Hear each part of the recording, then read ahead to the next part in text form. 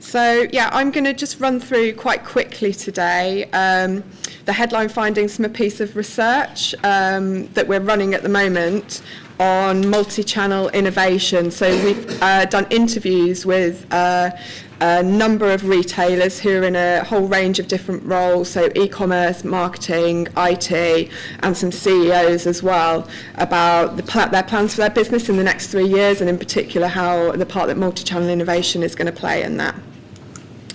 So, as I said, here's a little bit of background on the research. These are just the headline findings today. The report, which has been published in association with Avato Supply Chain, will be available for free download later this summer. So we'll be contacting you again with a link to where you can download that in a month or so's time.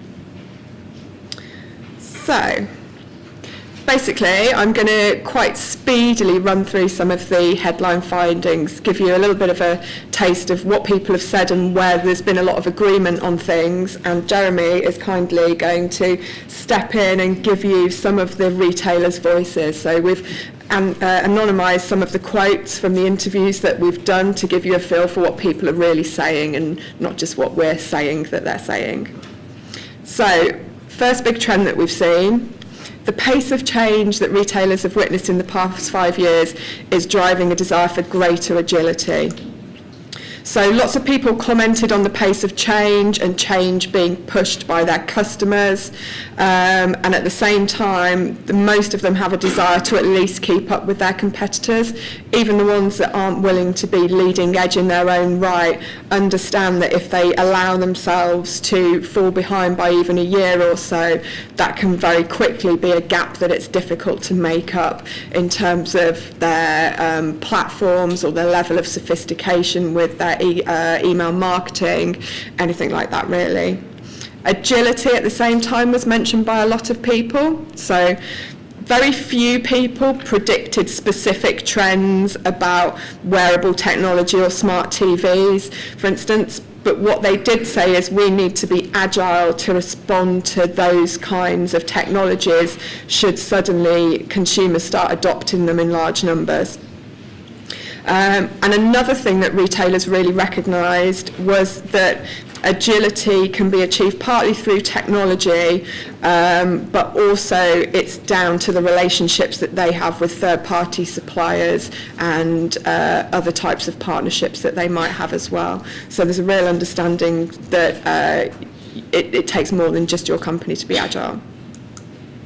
So Jeremy's going to give us some voices.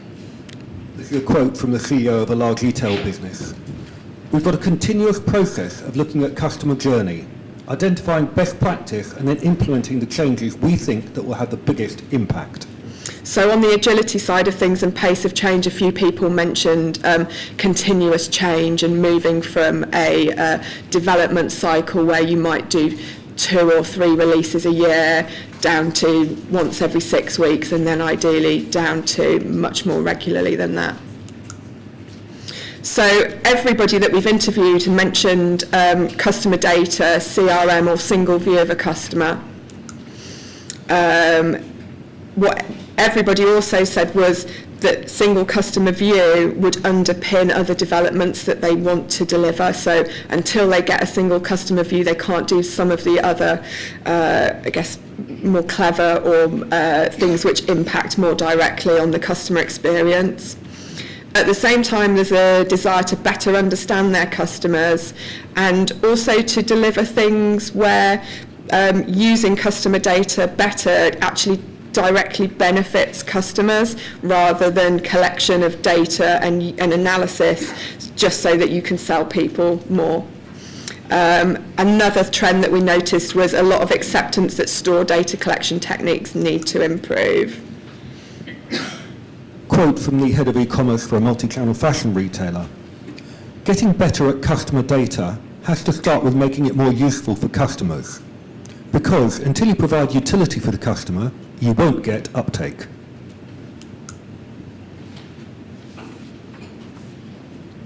And then moving on to the director of a top 10 retailer, brands need to grow their data capabilities to offer relevant, intentional data which tells you how you can be most helpful to that customer, depending on what you've seen them trying to do with you. So yeah, a few people mentioned this idea of using data in a much more clever way so that you're predicting what the customer wants to do, and at the point they're ready to ask you something, you know what they're going to ask you and you're there ready to serve them. So people talked a little bit about infrastructure and processes as well, particularly that's supporting work on customer data. So e-commerce platforms are seen as an enabler of change. People talked about wanting platform providers to maybe be a bit more innovative, particularly in helping them to join up the web and store experience. And also there's an acceptance that front-end technology must be simpler to use and really support the requirements of millennials now.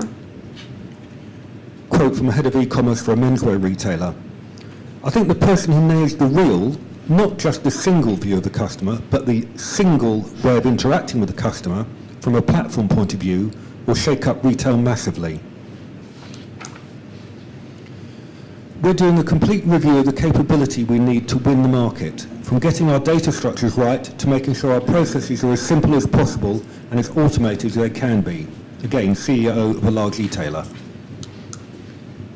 So, as you probably can already tell, another one of the trends that came out was people talking about wanting to deliver a seamless customer experience. What will drive that is investment in platforms, data integration, single view of the customer, but also the in-store experience and staff. Personalisation was mentioned by quite a lot of people, but when we drilled down a bit more into what they mentioned by it, they very rarely were talking about one-to-one personalisation. It was normally more intelligent segmentation of their customer data and delivering tailored messages to smaller segments of consumers. And then people noted that it's worth investing in the customer experience because they think that's the only way that they're going to get themselves out of the discounting cycle that lots of fashion retailers particularly are in, and also to try and increase loyalty and lifetime customer value. So, quote from a digital director of a global retail brand: "The technology that helps to deliver personalisation will give more focused conversation. If the brand continues to grow as we see it growing, then the types of engagement we have with people will change. We're replatforming. It will allow us to join up store and online more easily to deliver that omni-channel or seamless retail experience." So mobile was another buzzword that was mentioned a lot, and again there was a very clear direction to what people were telling us, which the mobile is becoming more important in the customer journey, and particularly it's becoming important because it's often the starting point for a customer journey. So if you think about the times where you wake up and you look at your phone and you open an email from your favourite retailer, you're opening it on a mobile device, or when you're on your way to work and you're quickly looking at something on Google on your phone, or you're in Maps and you do a search within Maps on a phone. Those that serve a younger demographic have more appetite to be industry leading on mobile and try things out, and there they very much talked about having a mobile first attitude to their developments. People also mentioned in-store mobile EPOS and said that it's definitely not a vanity project and that it does drive value. And mobile also will definitely support a change in role for store staff to help them to add value to the in-store experience. This from the head of e-commerce for a young fashion retailer: "We've had really good growth in mobile conversion and continue to look at how we can improve that with user research and data to inform where we should be improving. People have less patience in mobile for browsing. You want to get to your product more easily, so the longer tail is more important on mobile. Our mobile payments device is going to be rolled out more, and it's great success. There's a real advantage for a consumer.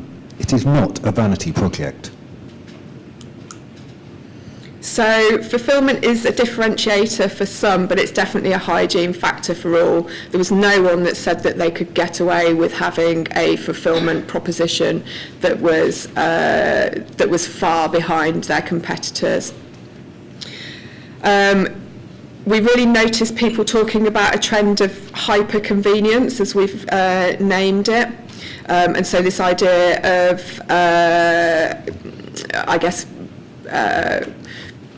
say 1 hour delivery slots for not just food, but all different types of retail deliveries, and getting products to people in the right place at the right time. So all the services that you see, like shuttle and doddle, etc. Delivery choice and the requirements of consumers in the UK definitely runs ahead of the rest of Europe. So the retailers we interviewed that sell across Europe said their delivery proposition in the UK tended to and needed to be ahead of that which was expected by consumers in the rest of Europe. I didn't expect this one, but a lot of people still mentioned returns as being a pain point. I thought I would have assumed that that was something that we'd got past, but definitely not, no. And people were still thinking about what innovation they could bring to that area, both to reduce returns as a pain point from the retail business's point of view, but also the customer's point of view. There's definitely some room for improvement in click and collect models and in the way that they're executed, again, to improve customer experience. This from the e-commerce director of fast fashion retailer. I think the convenience point is going to extend. So much like we've seen in food, there will be 1 hour delivery slots, so a higher level of convenience. That's the biggest thing that's coming. And then on from delivery to the broader topic of internationalisation and localisation as well. Retailers talk to us about wanting to take shortcuts with this where possible and not wanting to have to reinvent the wheel every time with international markets, particularly when they can see their competitors doing similar things. So they're looking for tried and tested models. And I think to work with tried and tested third parties on their internationalisation efforts. In general, there was an increasing willingness to choose online as the first channel to market in new geographies, whereas I think probably 5 years ago and definitely 10 years ago, a lot of retailers still would have wanted to open at least a flagship store in a country before they launched an e-commerce proposition there. Again, head of e-commerce from a menswear retailer. We're effectively a pure play when it comes to Australia and the US. Our challenge from an e-commerce perspective is to get those markets large enough to look at some physical store retailing. And then, as the slide says, innovation can come from what's delivered as well as how it's delivered. So people also talk to us about how they might evolve their products that they sell and also the value-add services that they can wrap around those products. So there's been probably in the last 20 to 30 years of retail a lot of focus on product innovation, and some people identified that had actually, in the case of their businesses, been at the expense of experience and brand innovation. So several people talked to us about plans for service innovation, particularly to increase lifetime customer value.